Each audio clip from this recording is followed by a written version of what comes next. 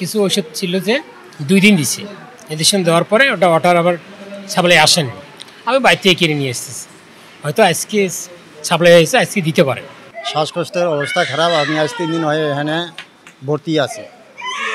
কিছু ওষুধ দেয় আর কিছু ওষুধ বাইরে থেকেও কিনতে হয়। আমি কালকে থেকে আমার ওয়াইফকে নিয়ে চিলমারি হসপিটালে আসি। তো এখানে যতটুকু দেখলাম আসার পর থেকে যে আসলে আমাদের চিলমারি হসপিটালের মধ্যে চিকিৎসা সংকট, মানে চিকিৎসক সংকট। যেমন বলা যায় যে চিকিৎসক যখন রাউন্ডে আসে, ভিজিটে আসে, দেখা যায় যে বাইরে যারা আউটডোরের যে আপনার ধরেন যে রুগীগুলো আছে এগুলাও এসে মানে গ্যাঞ্জাম করে আর কি, ভিড় হয়। তো এটার জন্য আসলে রুগীদের অসুবিধা হয়।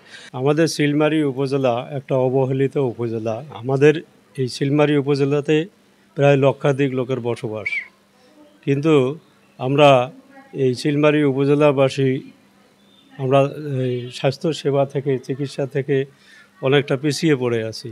কারণটা হলো কি, আমাদের এখানে অনেক পেশেন্ট আসে, দেখা যায় এখানে সেই রকম পর্যাপ্ত ডাক্তারের ব্যবস্থা নাই। আমাদের এই চিলমারি উপজেলায় রুগীর সংখ্যা মোটামুটি অনেক, বিশেষ করে এখন জ্বরের প্রকোপ চলছে।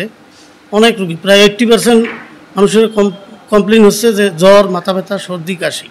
কিন্তু সেই তুলনায় আমরা চিকিৎসক সংকটের কারণে আমরা ওইভাবে সেবা দিতে হিমশিম খাচ্ছি। যেখানে আমাদের বহির্বিভাগে ডাক্তার থাকার কথা প্রায় 4-5 জন, সেখানে বহির্বিভাগ আমরা ইন্টার্ন দিয়ে চালাচ্ছি।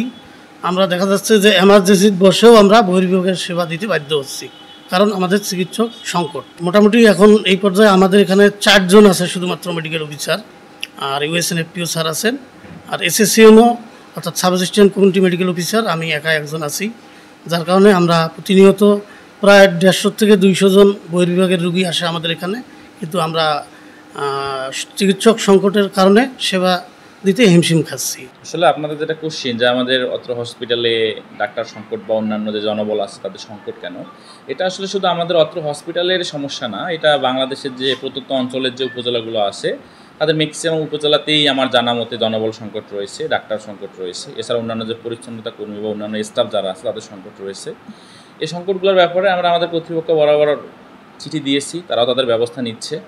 আপনারা ইতিমধ্যে জানবেন যে আমাদের বাংলাদেশ সরকার 48তম বিসিএসের মাধ্যমে স্পেশালভাবে প্রায় 3000-এর মতো ডাক্তার নিচ্ছে। তারা হয়তো বা 2 থেকে 3 মাসের মধ্যে বা এই বছরে ডিসেম্বরের মধ্যেই তারা হেলথ কমপ্লেক্সগুলোতে জয়েন করবে। তখন আশা করি আমাদের ডাক্তার সংকট থাকবে না।